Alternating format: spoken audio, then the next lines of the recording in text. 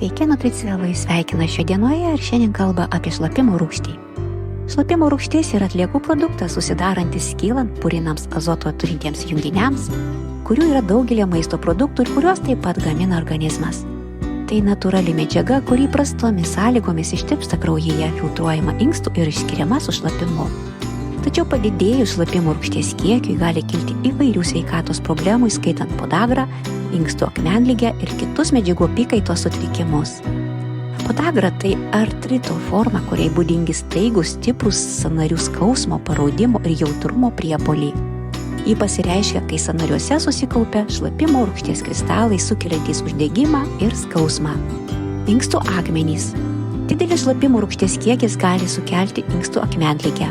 Tai yra kietas nuosėdas, kurios susidaro inkstuose ir gali sukelti stiprų skausmą bei šlapinimosi sutrikimus.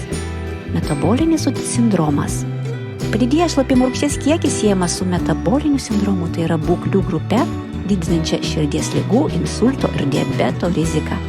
Šios būklės apima aukštą kraujospūdį, aukštą cukraus kiekį kraujyje, riebalų perteklių aplink juosmenį ir nenormalų cholesterolio kiekį. Širdies ir kraujagyslių ligos.